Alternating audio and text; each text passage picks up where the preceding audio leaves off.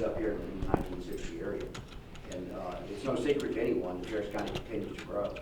We have about 250,000 people every 5 years to the unincorporated areas of Harris County. It just continues to grow. So, it is a challenge maintaining a sheriff's office, even though we have 5,000 employees. It's a large operation. Not many people know about the hospital that we run inside the Harris County Jail.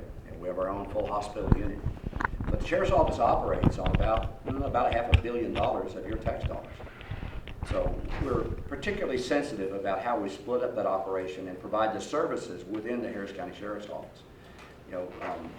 We've suffered through a number of years of how money is doled out within the department.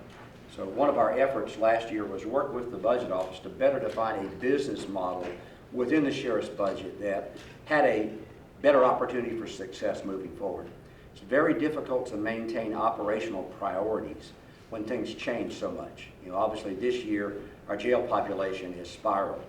It's considerably higher than it has been the last couple of years, although we're about right where we were 5 years ago. It's cyclical in nature.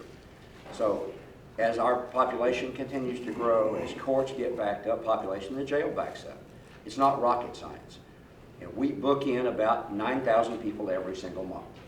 We bond out somewhere around 5,000 people every month. Courts are not open on weekends, they're not open on holidays. So, while we book in about 300 to 350 people every day, we really like to book out about that same number.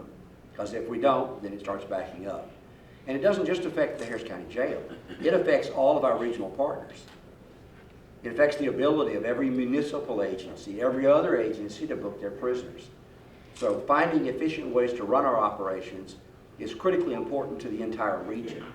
Because when there's no place else in the Harris County Jail, where does HPD take their prisoners? Pasadena PD. Every other PD and municipality, every other county agency has to bring their people to us. So finding ways to handle that volume, which today is 9,400 and something. It's a small city. And we have very little, if any, control on how many people are coming to us. So it's no secret that outsourcing is necessary at times. We have 4 different facilities where we house these prisoners. And you have all these different, very unique requirements on how they can be housed. You have to break them apart. Obviously, men and women have to be held separate. Then you have the classifications, low, medium, and high risk. So it is challenging to maintain the separation of all of these requirements. Now the federal government has come in and said we can't hold 17-year-olds in with adults. They have to be separated by sight and sound. Well, our jail wasn't constructed with juvenile and adult kinds of separation, so now we have to find ways to get those 17-year-olds out of our facility and house them somewhere else. Our estimates are about $9,000 per day, and that has no end. So working with our federal legislators to try to get some extension on the penalty. And oh, by the way, we've been out of compliance on those 17-year-olds for many years. It didn't just start. This has been this way for quite some time. They finally have reached a point where they said, hey guys, what are you going to do about these 17-year-olds? So now we're at the point where we have to do something. So we're looking at outsourcing our 17-year-olds to another county facility outside Harris County that has room to house them completely separate. Even if I could find a wing in a building somewhere, guess who delivers the meals to inmates? Adult inmates. So there's no way where you can completely separate them from sight and sound from adult inmates. So it's very challenging. So working within that environment is a lot more complicated than it looks from the outside. So finding ways to work with our district attorney's office on first chance programs, diversion programs. You've all seen the publicity that our homeless outreach team has had, diverting homelessness from the jail, trying to find ways to be more effective in all these diversion programs. Our homeless outreach team is coming into contact with about 1,000 homeless folks in your community, stretching up and down 1960, 1,000 of them. So we're reaching out into those areas. Well, inside the city, downtown, they're up on concrete somewhere, up underneath a bridge, in a parking garage. But out here, they're in a 10 or 20 acre tract behind Eaton Feed Store somewhere. So we've got to be able to get to them. So we created a public-private partnership where a trust gave us $125,000 to buy equipment and stuff. So now we're able to get out there into those areas where homeless camps are and start providing them resources. We give them sanitation. We give them kits to clean up. We find portable barbers, portable showers to provide them a measure of dignity and offer them an opportunity to either find someplace to be housed and not be homeless, to help direct them towards resources to get them a job. So far, about 100 of those 1,000 are no longer homeless because they found shelter, found jobs, found apartments, or other things. Last Christmas, we found a group of 5, a husband and wife and 3 small kids. The youngest was just months old, huddled up underneath the bridge over Christmas, wrapped up with blankets and sheets. And the homeless outreach team found them housing, got the guy started with a couple of part-time jobs, so he's paying his own way. So those kinds of successes help divert people from winding up in our jail. You know, panhandling out on the median at the intersection is going to get them somewhere they don't want to be at some point. So all of these opportunities, first chance programs that take first time marijuana users, you know, get them somewhere else. Get them into substance abuse programs so they don't move into a gateway drug and wind up doing coke or meth and cycling through the jail. So these diversion programs are being successful. Mental health programs are diverting them from being in the jail.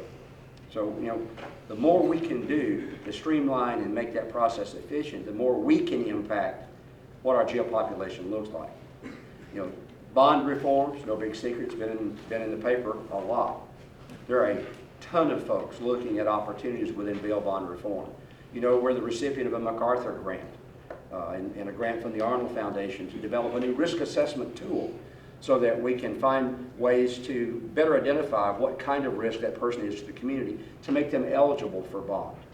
How many different kinds of bonds are there? Anybody know? It's a bunch. It's cash bond, property bond, PR bond, pretrial, all kinds. So if we're only bonding out 5 out of 9,000 a month, we got to find more opportunities so that we don't just keep stacking up in the jail like Cordwood. You know, we've got to find better ways for the system to work more efficiently. So there are a lot of eyes on that. We're trying to find ways to get that increased will help us within the system. But the criminal justice system is a huge cog that really turns very slowly. So it's not something that we can accomplish overnight. But there are people working actively to try to improve that. But while all that's going on, there are a lot of other things that need improvement too. So we threw together a list of things that we've done just this year, not including last year, but just this year. Well, you know, it was 3 weeks ago, Labor Day weekend, we rolled out our first ever Sheriff's Office dedicated DWI task force. I know we've done DWIs, we have traffic units, all this stuff, but we've never had a unit in the Sheriff's Office dedicated just to DWI enforcement. Well, Harris County has the unfortunate name of being the most deadly county in this country when it comes to DWI accidents. So it's important for us to focus a group of people who are specialists. Our routine patrol officers out in this area run across DWIs on 1960 every single day. So why not find a group of people who are the best at that and allow the patrol officer to turn that DWI over to a DWI unit and let them go back out in the community and get back to work. So over Labor Day weekend, we put them out there.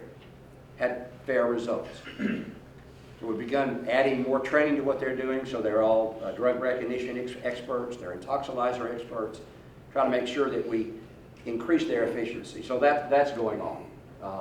Our real-time crime center.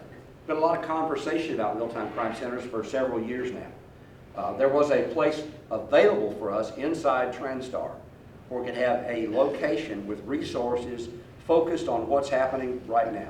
Not something yesterday, day before yesterday, but right now.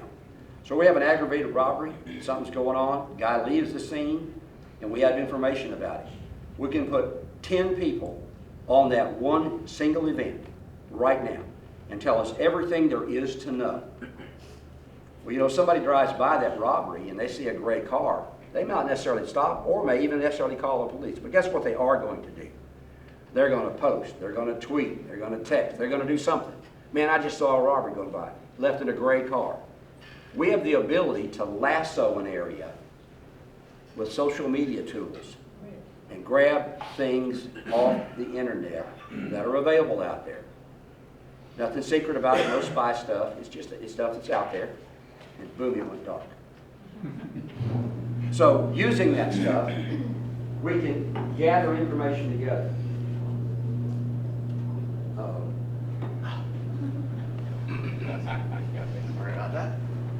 We can also look at information that is readily available. So if they got a license plate number, a partial license plate number, let's track down who owns that car. Where's that car registered to?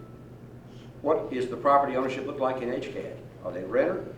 Are they a tenant? Check their criminal history, check their civil history. Go all the way through every available database. There's 30 different databases that we look at. So each one of these 10 people has a specialty. Is it social media? Is it geospatial? Whatever it is, satellite views. We have an incident where maybe a guy pulls up in his house. We have a hostage situation, or we have a SWAT standoff. Well, let's find out everything there is to know about that address, about that person, about whatever his problem is. Is he behind on his taxes? He's about to be evicted, whatever it happens to be. Was he just served divorce papers last week? Is there something we need to know? Well, the guys out on the street don't have time to research all this because they're handling what's going on right now. Somebody else needs to be researching it and firing it out there to the on-scene commander. When Captain Talton responds to the scene, his interests are safety, security, resolution. So he needs to set up his perimeter, put his units where they need to go. The real-time crime center can feed them information. Where's the best place to land a helicopter? Well, the guy that works the area is probably familiar, but he may not have a great aerial view. Where are power lines? Where are schools? Where are parking lots? So they can tell him where to stage the media. So they can feed him information that takes stuff off their plate so they can handle what's in front of them. So when you have major events going on, Final Four, Super Bowl's coming in, when you have major events coming in, they can look at all kinds of stuff. So that real-time crime center is going to be an asset for us, not just today, but in the future. And was not something going on right now? Well, let's look at that robbery from yesterday when we didn't know who that guy was. Let's gather all the information together and see what we can find to help the investigator or the responding officer bring it to resolution a little faster. So it's leveraging those technologies to make sure we get something out. We also deployed the first K-9 within the jail facility. Sometimes we'll have one of our employees or another inmate bring contraband into the jail. We're not always sure exactly how it gets in there, but we don't want it in there. We don't want cell phones inside the jail. Bad things happen when people have access to cell phones. And the federal government takes a fairly dim view on us putting a cell phone jammer inside the facility. So we have to work with other means. So they now have K9s that can track a scent from lithium-ion batteries. Pretty cool. Wow. You all remember Jared from Subway. Yeah. So they used a K9 with those kind of skills to identify electronic devices, thumb drives, cell phones, storage devices. So, we're in the process of acquiring one of those for the jail. We already have implemented a narcotics K9 in the jail. So we do sweeps inside the jail with that K9 to try to keep those narcotics out of the jail and causing more problems. So that helps us. Comprehensive video monitoring system. Strangely enough, 1200 Baker, one of the larger facilities down there, didn't have a video recording system. Had video in some areas, but it didn't record. Well, that's problematic. If I'm an inmate and I know there's not a camera there, then I can complain on anything. He hit me, I can't disprove it, whether it's an inmate or a guard. And something about having cameras does make our employees act a little differently. Very handy. So let's make sure that we have accountability tools in place to make sure our employees are doing what they're supposed to. If you have a requirement that somebody needs to put eyes on an inmate every 30 minutes and go look in that little window. Is he still in there? Is he alive? Is he okay? Well, we need ways to see if he actually went to that cell to check on that inmate every 30 minutes. That's a requirement of Texas jail standards. We have to check them. So we need tools to make sure they hold accountable. Part of our new software implementation for the jail management software has some biometrics in it. They'll have to go to the cell, put a thumbprint up there to know that the employee was at the spot at the time he was supposed to be there. That'll help us. Video helps us even more. So those level of accountability tools are really important for us. Opening the outlying jails. been closed for several years. When we had a downturn in the economy in 2011, previous administration closed all of the outlying jails, which affected every outlying agency, requiring them to take their prisoners downtown. District commanders, other municipalities, everybody had to take their folks downtown to book the prisoners at the CWC and the IPC and any processing center. Really takes resources off the street. So by pulling some people out of the jail and opening the outlying jails now, they can drop their prisoners and get back in the community. It helps all of us. Helps our guys, helps constables' offices, everybody, by having those outlying jails open. Every municipality. When HPD takes a bus load of prisoners from the city jail to the county jail, everything stops. While we book through 40, 50, 60 prisoners. So if you come in behind that jail drag from the city, you're going to be there a while. So having these outlying jails is really important. DPS, all the outlying agencies benefit from that. Took a little commitment of resources, but it's an important part of what we do. We reopened our academy. Previously, we'd been training our detention officers, who we hired at a very young age, 18, 19, 20 years old, put them in front of a computer screen for 2 weeks. Boom, you're a detention officer. Go to work. Probably not the best accountability measure. What's reading retention rate? 20% at best? Were they awake during the use of force class? Well, we know from some of the lawsuits that came that that instruction didn't stick very well. Anybody remember Terrence Goodwin? About a $500,000 settlement, $400,000 to be exact. That's confrontational avoidance. So if you don't understand your responsibility, you don't understand the tools that are available to you, it's just easier, stay away. Avoid confrontation. And he wasn't nice to him, there's no doubt about that, but we have tools for that, and we're providing more tools. We're trying to avoid a culture of confrontation inside the jail. A press conference 2 weeks ago about an assault on an inmate in the jail, which indicates we still have problems. So why don't we provide better tools so we can avoid? The last thing we want them to do is go into fisticuffs the first thing. They need tools to handle that. But we started using tasers inside the inmate processing center when the probability for assaulted contact is highest. It's improved things. So why not expand that? So now we're preparing to expand tasers into the rest of the jail. And we're not going to make it a surprise. We're putting up signage, warning signs. Behave yourselves. Everything will be fine. If not, you can be tased. What happens when a fight breaks out? Somebody's going to get hurt. An inmate's going to get hurt, or an employee's going to get hurt. Not what we want. Because those things lead to lawsuits, which affect your tax base, and that's not what we want.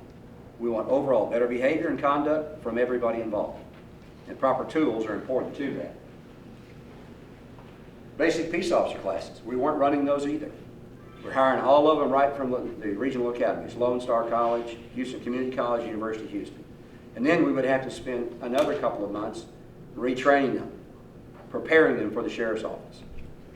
So we're better off just training them ourselves rather than starting over. So we reopened the Sheriff's Office Academy for the first time since 2009. We're on our second basic peace officer class. About half our classes now are ex-military, which we're very proud to say. Provides a much more mature candidate, and their maturity experience rubs off on the others. And the academy experience is a bonding opportunity. Anybody who's ever been through a major academy never forgets it. And your home agency is always special. You always have a unique bond, camaraderie that never goes away.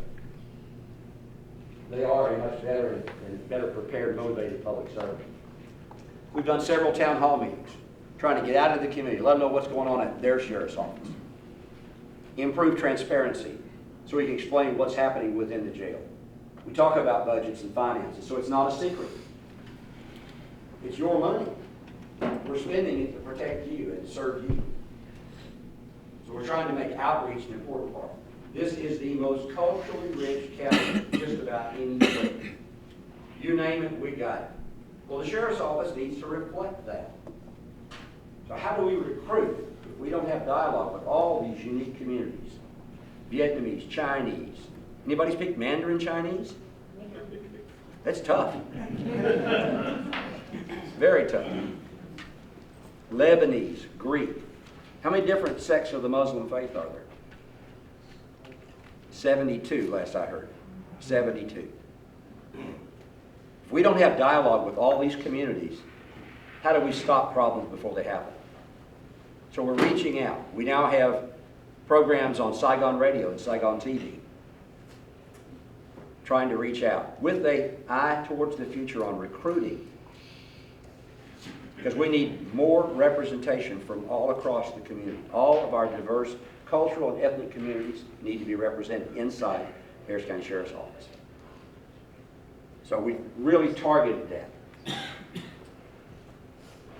see, the next one. High-tech crime unit. Well, you all know what our reputation was like at Precinct 4 in dealing with high-tech crime. Not surprisingly, the Sheriff's Office also didn't have a very strong presence in dealing with technology crimes. So we created a high-tech crime unit. I think there's 6 guys in there now. They've done a couple of operations already. We'll do a press conference tomorrow on the last chat sting we did last week. I think we had 28 or so that we arrested on that. Not surprisingly, there's still a bunch of perverts out there. And they do pretty bad things. I'll tell you, one guy came to beat what he thought was a 14-year-old child to have sex with, carrying his 2-year-old daughter. Oh, jeez. So obviously they don't think ahead. Yeah. But you know, that group's been very successful. We provided them with provided a number of resources and equipment and tools to support not just that operation but the rest of the department. More and more of what law enforcement does today involves a greater degree of technology. You know, when Susie runs away or somebody breaks into your car, you know, you don't pick up the phone and start calling folks. You get their instant message, their Snapchats, their email accounts, text messages, and you have to have people to do that stuff. In the middle of the night when you got a homicide suspect who's willing to talk to you, you need somebody that can dump his phone now. So you have to have forensic and diagnostic tools available right now. Not when the lab opens at 8 o'clock in the morning, because by then they will no longer be willing to talk to you. So you have to have all those resources available. And they need to be competent enough to stand up to the scrutiny of court. So those resources are now available within the Harris County Sheriff's Office. It has its own dedicated high-tech crime unit. We now have 2 resources working at the FBI Computer Forensic Lab. They're probably some of the highest certified forensic guys around.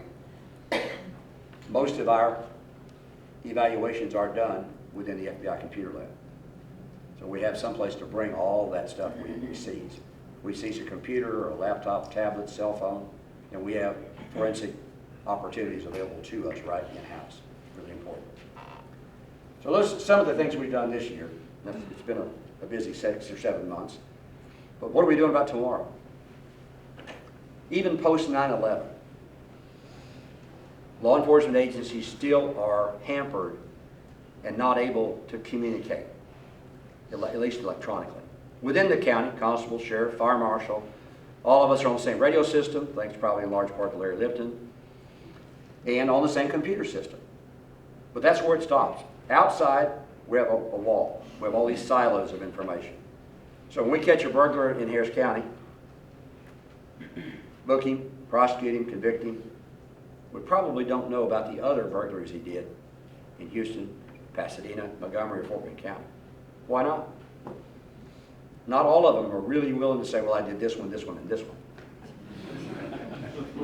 A couple of them are smarter than that. So we need to find ways that we can search out information, and we begin building a device to do just that. For years, I've been talking with HPD and Pasadena PD and our regional partners about creating a way to do regional crime analysis. So in December, we bought a Google appliance for about $500,000 and started building it to allow us to research information in disparate databases. Right now, today, it looks at Harris County's law enforcement records, our call for service records, APHIS and booking records. It looks at HCAD. It looks at the county clerk and the district clerk and tax office. And we're reaching out for juvenile probation and a variety of other things. And so we should be able to find out anything there is available on a person a place, a vehicle, or a thing, and bring it all back to you, and give you a dossier, and then it all goes away. We don't store any information. Next, we want to reach out to HPD. I've already talked to Martha Montalvo. I've all talked to Michael Thaler with Pasadena. Say, would y'all like to look at what we're doing? Because at our level, we need to come up with a regional approach to crime analysis that works for everybody. We're all very sensitive about what happens to our information. But we ought to be able to trust other cops at least. So when we're done with what we're working on at the moment, it has to evaporate. Can't have copies floating around. Because when courts expunge records, they need to be gone. So we've come up with a system that presents the information to you in a view. And we're done with the view, there's nothing there. So you work on your results, you continue to refine what you're looking for, and then when you're done, it goes away. So what the search appliance does is brings back a result. And we have an application, a program that runs on top of it that begins creating links in the relationships. Our goal is to work towards predictive analytics, so they can suggest to you who might be that burglar. When you look at what he did before he got arrested last time, it looks kind of like this. So the more and more we're able to refine that process, the better it will be. It'll make all of us more efficient. So the cops on the street have more tools at their beck and call. David, take care of yourself. Yes, sir. And they can be more effective at clearing crime. We all pinned on the badge to catch bad guys. That's what it's all about. So our efforts ought to go towards making us more effective at doing that. Our crime clearance rates are not as good as they could be because we miss all this other information. So as we move into the future, we've got to have a plan for how we can be more effective at that. This looks like a good near-term solution. But you know technology. How long it's going to be good, nobody knows. We know we have this platform for 3 years. We can do millions and millions of searches against that platform. So now we go to HPD, we go to Pasadena PD, Fort Bend County, Montgomery County. We've all had dialogue with all of them already, and all of them expressed interest. So if we can develop a tool that we can share, now we have a step and a building block towards the future. That'll make us all that much more efficient in what we do. It is a challenge, no doubt. We've spent $600,000 or $700,000 on it so far, and it's already begun to prove its worth. We've caught some bad guys off of it already. So the more we can reach out, the better job we'll do at catching bad guys. Right now, our guys have to go through all these different reports to try to find common pieces of information when the computer can link them together for you like that. So it really should be something very impressive, something we can leave to the next generation that will really help law enforcement do what it's supposed to do. It's about having a plan. It's about having a better business model and being more efficient at what you do. There are lots of folks who have eyes on what we do. Some of them all think they know what should be done. But you have to remember what constraints we operate under. There's been a lot of attention on the jail. A jail administrator has been suggested. There's this legal entanglement that ties the jail to the sheriff. Commissary tied to the sheriff. So we have all these rules we have to operate under. We have all the constraints. We have none of the controls on how many people get brought to us every single day. We have to react to what we have. So while we're working on a better business model that will take time to fix, you have all these other things that are going on at the same time. Bail reform, outside opportunities for diversions, first chance programs. So hopefully the puzzle will come together in the near future and we'll find a better solution. Because the more we focus our resources on jail operations, the less resources we have to focus on safety and security in the community. That's the real target, is to reduce our influence in the jail and our expenditures so we can focus more of that outside. Because the community hadn't stopped growing. All the things that brought you all here were attracting a bunch of other folks. Somebody forgot to close the gate. So we've got to figure out how we can grow the sheriff's office right along with the community, which is a significant challenge. Realizing that everything we do affects your tax dollar. Nobody wants to say tax increase, none of us. But costs have not stopped. Price of eggs, when you're writing a $600,000 check for eggs, you know how many meals we have to provide a year? Better than 9 million. It's a lot of folks to feed. A lot of food to be bought. We did find some efficiencies. Commissary. We used to pay people overtime to put all kinds of things in Ziploc bags. Because, you know, in some ways inmates are like teenagers. You know, they don't want green beans and corn. I want crackers and cookies and stuff out of the vending machines. So they buy that stuff, right? So why not outsource that? Aramark, which is one of the largest vending companies around, guaranteed us a $4 million a year profit. And we don't have to do anything. I'm liking that. Yeah, find more of those. So we brought Aramark in and brought electronics to the commissary process. So if you have a loved one or a friend in the Harris County Jail, you can go online and order them a book. Give them a gift card to buy something with, without ever having to go to the jail at all. So as we advance that, there will be kiosks in the jail for them to order things. We already have kiosks coming in from the law library.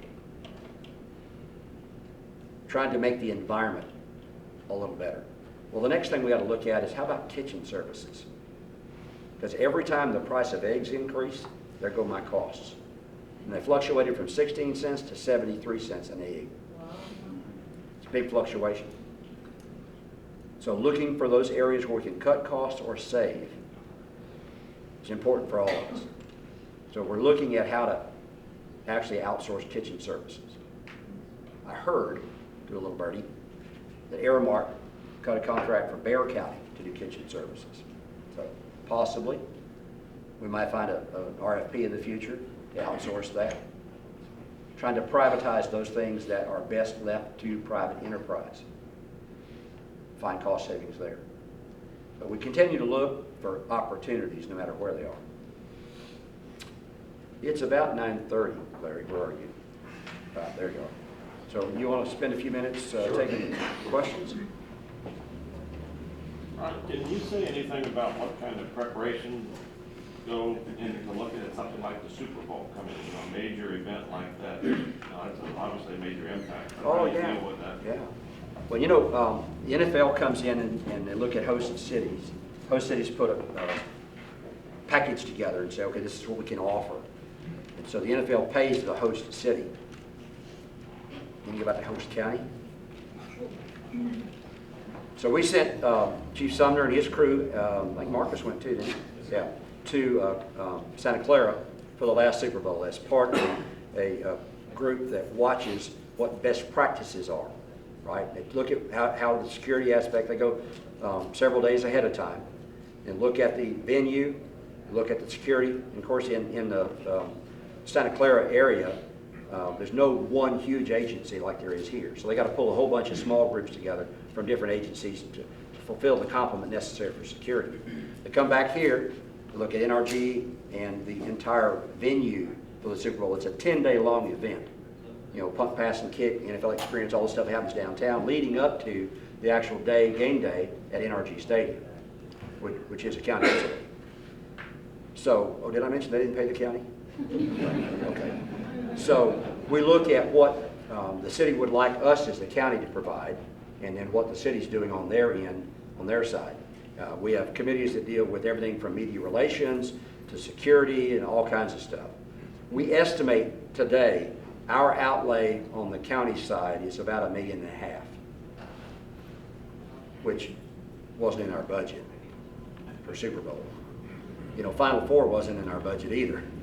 But these events come to town, and we have some degree of obligation. So now what's incumbent upon us is negotiate with both the city and the NFL about what level of involvement they really want us to have.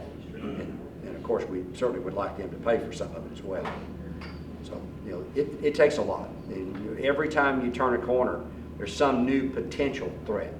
You saw on the news a few weeks ago where we acquired vapor wake dogs. They're specifically trained to follow the scent in the air of explosives. Instead of checking this spot to see if there's a bomb under here, they pick up the scent in the air and they'll follow it back to source. So if you had somebody with a backpack with explosives or something walking through a crowd, they'll single that guy out. So those kind of resources are critical in an environment like that. So we've prepared for that by acquiring those resources. We look at every possibility we know of. I had a chemist that talked to me about what he would do if, and those kind of things are scary. I was a bomb technician for a few years, and I would probably come up with things in approaching that differently than somebody else. So it's all about whatever specialty you think you might have, that could create a dangerous threat to the environment. But we have spent a lot of time in preparation, and we're prepared depending on what level of effort the county decides we're going to put in, and work with the city to pull that off. I will tell you that we have had last October an imam come in to bless a mosque on the west side of Houston. And for 10 days, they brought 20,000 people a day into a community. Did you hear about it? Was it in the news? We must have done something right.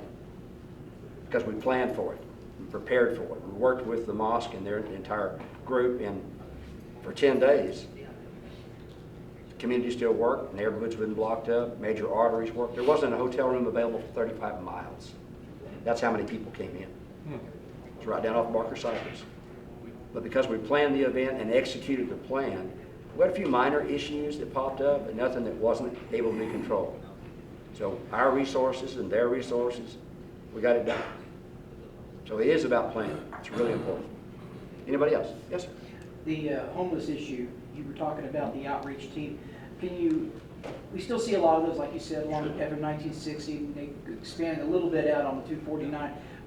What kind of partnerships does the Sheriff's Department have with other agencies that work with them, maybe out in the community? Well, not so much just agencies. They're individuals and other groups. Coalition for the Homeless, Haven of Hope, you name it. There are lots of folks who have a passion for working with homeless issues. And it gets really complicated. You see guys, this guy used to stand right here championing for us in 1960, out there, panhandling. Do you know anything about that guy? Is he a child molester? Well, we have found 4 people on 1960 with felony warrants for aggravated sexual assault who tried to blend into the homeless community, which complicates things a little bit. So how do you address that situation when you really don't know? And we had the guy that worked up here, very successful at it, and by some accounts really wasn't his only opportunity for income, shall we say. But it's a complicated issue, and it's a social issue not best suited for the jail as a solution. So we work with a lot of folks, and you'd be surprised how many individuals so compassionate and so caring who provide resources on their own and work with us to help provide resources and opportunities for homeless. And it literally goes across the county. I was in Clear Lake. It's not unique to 1960. The Clear Lake area has a ton of them. Because of NASA, I guess the perceived influence, people flock to this area. We do an annual census on homeless, and I think last time was a little over 5,000. So that's a significant population to deal with. My perception from what you said is that the sheriff's office is a little bit behind the curve on technology. My question is, isn't there some part of academia or maybe other sheriff departments in the country that, don't people share and push that, kind of as a group? It sounds like you're operating kind of independently as opposed to, I wish I could say that the things I've told you about are being done somewhere else. It's just not the case. Now, I travel quite a bit, and I've been fairly prolific around this state and working with other agencies. We just don't see it. So what we're doing is groundbreaking. I can't go up and say, okay, someplace in Kentucky with the Bureau of Investigation, they call it the KBI, or Florida, and because of our involvement in National Academy, we have a network of people to reach out to. You just don't see this. So it will be groundbreaking. But inside, we're fairly good in the law enforcement spectrum. It's inside the business side, we're still catching up. Our personnel records are still in file folders. 5,000 employees and 20-some thousand previous employees, file folders. We got a subpoena from Texas Commission on Law Enforcement for one piece of paper out of 1,000 different folders. And oh, by the way, I need it this week. Holy cow. If that had been electronic, it had been snapped. But no. Scheduling of 3,000 detention personnel in 4 different buildings. It's all done on spreadsheets. One spreadsheet per floor in every one of the buildings. Oh, wow. So, the problem is that for a period of time, some things have been neglected. So now we're trying to play catch up. We have 4 major building programs going on. The Emergency Operations Center, 911 Center, inside 1301 Franklin. The building has been condemned for 5 years or more. Condemned. So we're now in the process of building. We break ground next week for the new 911 Center. So in 18 months, we'll move them out. And they'll tear that building down and build something else. The Joint Processing Center, where HPD and the Sheriff's Office will jointly operate a booking facility. So those things taking, hundreds of millions of dollars. In the meantime, we still have these other things to do. So as much as I'd like a magic wand to fix them all at once, it's not realistic. So some of these things do take time. But there is a lot of opportunity to use technology and leverage its efficiency to make things better. Other questions? I was wondering if you could address a couple of issues that kind of go around the neighborhood and people talk about on next door. One is on Stubner Airline, evidently there is a halfway house or something to that effect, and there was an incident with a naked gentleman going into businesses that somebody had reported. Okay. Well, that's not something that would reach my level. Kevin, talk to you. I might have to do some check about it. I can tell you it's been closed. It wasn't Larry.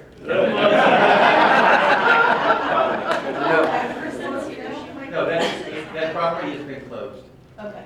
Yeah. Also, some people that live in Oak Creek say that there are homeless in their area near schools, and they're concerned about that. I don't know if you have a comment on that. I do. As a matter of fact, Marilyn Mendoza, who used to run the Texas Repertory Theater, and I had been talking for quite some time about a group who lived in the wooded area between Oak Creek Elementary and the farm right there near the feed store. And we've sent our resources out there and worked on those issues continually. But all they do is move around a little. There's enough area, territory for them to move their camp. So we'll chase them off one spot. We'll offer some of them other areas an opportunity. Some of them move, but getting rid of them is really difficult. Okay, and also, I don't know if you or anybody has an update on the building on 1960 adjacent to Victor's that's supposed to be. Yes. Okay. That's been actually Larry and I've been speaking a lot. My goal has been to get someone, a commercial realtor, to come in, buy it, implode it, and hold it or develop it. We actually, just as of this week, had someone come up to me who knows a party that is interested in doing that. So we'll be meeting with them in the near future. That's the old hotel. No, it was an old office building that Century has 21. been turned into a homeless shelter. Yes. Yeah, it's right off 1960, so hopefully, Do you have like a rough timeline on that? as soon as they get the money, we'll want to close the deal. Okay. Yes, I'll advise as we get through it, but that was the first bright spot. And really, I think that's the key, in addition to what Joe, all the folks that are doing to improve the image of our community. We have got to bring some of the developers, like if you saw the Fiesta, where Fiesta is, Alan Hassenflug, who is, I'm a member of Houston Realty Business Coalition for this specific purpose. Alan Hassenflug has come in, he's a big commercial developer down in Galleria, that area. and has taken over the ownership and the management of that. And if you just look at the facade, it's totally different in the landscape. That's, if we could do that up and down 1960, makes a huge difference. Working with property owners, a lot of the issue is, like even our office on 1960, off Cutting, you have owners who don't live in the state, don't live in Houston, okay? That's part of the issue. So hopefully we'll give an update soon, hopefully, in terms of what's going on with that building. Also, we'll be hosting a meeting soon on the Chateau Cocomar noise issue and seeing what, working with county, from a county perspective and a state perspective, we might be able to do. I can update you on one thing, and sorry, Ron, but it goes to this. On Cutting, if you've been up and down Cutting, across from Campione's, you see a lot of construction going on. What I'm told from Shane Musa is that that is going to be an event center. Okay, my first question was, Shane, is there some covenant in the lease agreement where there's no outside fireworks because of the Cocomar issue? And I've been told that that's restricted, that everything has to occur within the building. So we shouldn't have that issue popping up, at least in that neighborhood. But good question. Okay, and the last one is about the infamous motel. There are people that are talking about a petition. And I'm well aware of this because I live in that neighborhood. And of course, we had a manhunt in our neighborhood the other day. But it's been an ongoing problem, and what is it going to take to shut that place down? I know I'm aware of some things that have gone on and everything, and things that are in the process, but what can people in the area do, or is there anything we can do to help? Well, I think Larry mentioned a little bit about what was going on earlier. You know, as we collect information about that particular location, and it's nothing new. You know, we've worked with county attorney's office in the past to work on filing injunctions against businesses and have been successful from apartment complexes and other types of businesses, you know, where crime has just been rampant at one location and management or ownership has been hesitant to resolve those problems. Then we go in and file a nuisance abatement lawsuit against the ownership of the business. We detail what criminal activity has been at that location, and certainly the homicide at that location recently makes it look much more bleak. So we'll be back at the county attorney's office, you know, preparing for you know, a petition to do that. But so that currently has not been done in that. Larry, do you have any update on this? Sure. We start off with Northgate Inn, which is further east on 1960 before Kirkendall. That was the same thing. County Attorney's Office came in, did calls for service runs, found an extremely high number of things, murders and prostitution and you name it. They were able to file a lawsuit that made them take down the fences, got rid of some of the things that made them more invisible.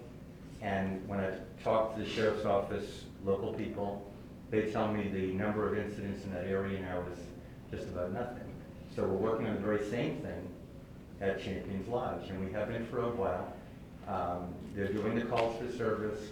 When we had the incident you're talking about last week, I took the videos from 3 or 4 stations and sent them to the county attorney's office. Vince Ryan's office has been great. And I asked them to make sure that they put more behind it. We need to do the same thing to that place because it's not fair to victors. It's not fair to the residents of the area. It's a cancer, an absolute cancer.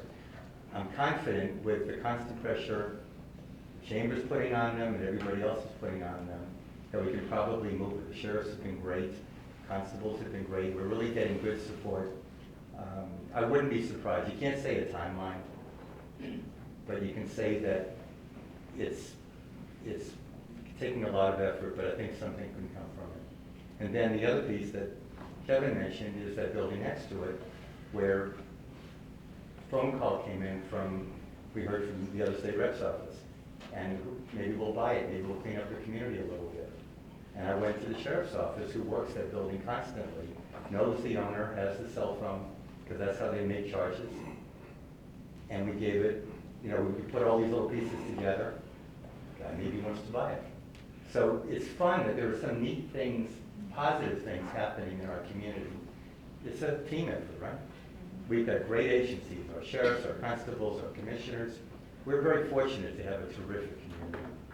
We had the same issue. Remember the old Spring Lodge up on 45 in Loretta? And, we were hitting it pretty hard. And I hesitate to say about it because I think I mentioned it in passing that, the best thing would happen if we catch fire.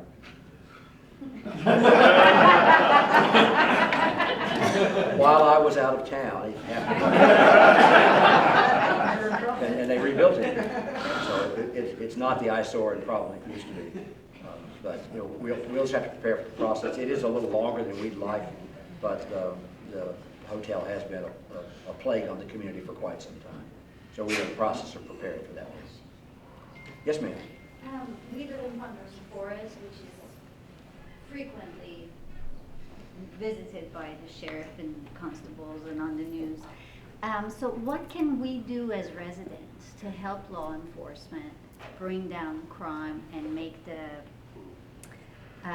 entire community, and we don't just care about our subdivision, we care about the whole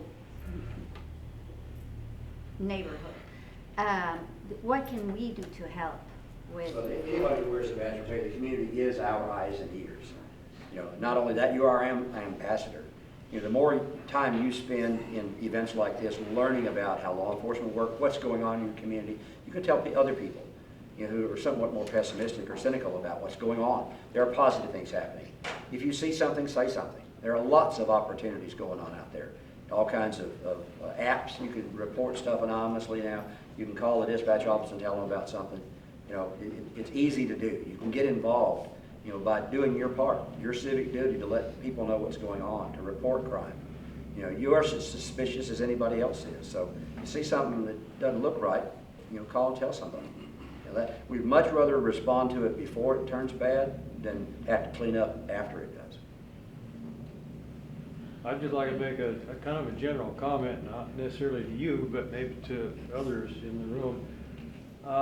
We hear a lot about community police activities these days, and I'm wondering if maybe on the side of the police that there needs to be a little more effort to make the connection to the general public. And what I'm thinking, if I'm out walking on the street, taking a walk, and one of these cruisers that patrolling a subdivision come floating by, why did he stop and say, "Hi, I'm so-and-so, where you at?" Make some connections. If I'm out in the yard, you don't have to stop at every one, but those guys are there to communicate and. So it's a great question and a reasonable request. As a community manager who utilizes the Sheriff's Patrol, our deputies I've got to commend them as having great relationships with the people in the community. Well, and it's a mix. It's a blend, obviously. Yeah. And we can't have them doing that all day and nobody responding to calls for service. But they're not responding when they're just driving around looking. And we look for those opportunities as well. So we want to be a part of the community, not apart from it. So it absolutely is a blend. Yeah, these guys in my community, and now a young woman, actually spend a lot of their time at the crossing guard with the school kids. Mm-hmm.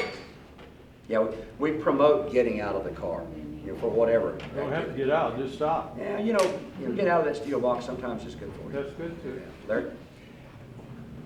One of the big issues is that everybody worries about increased taxes, right? What percentage of the police that you should have do you have, of the boots on the ground? Do you need double? What do you need to do a job based on industry standards? Well, funny you should ask that. We're in the middle of doing an assessment right now, trying to do a study to figure out, based on our population, our call service demand, what would we really need, so that we can prepare the Budget Office Commissioners Court for what the demand requires. You know, obviously, we all need more. But as I said in the beginning, what we do on the backs of your tax dollars. So we're somewhat hesitant to say we're a third of the way there, or half the way there, or we're not even close. So in the coming weeks, as we prepare for our mid-year budget review, we will be doing those evaluations to see what we think we need in looking at other areas, large metropolitan areas, and what their service capabilities are. I'll give you a rough comparison. The unincorporated part of Harris County is roughly equivalent to the city of Houston. And they have about 3,000 or 3,500 officers. And in the county, we have somewhere in the neighborhood of 1,500. So about 750 sheriff's employees and about 750 constable employees countywide. So we're less than half of the overall uniform presence in unincorporated Harris County. In our district is 96% unincorporated, being District 126. Any other questions? Yes, ma'am. I just have a comment. You know, a lot of our concerns are on the ground, reactionary kind of things.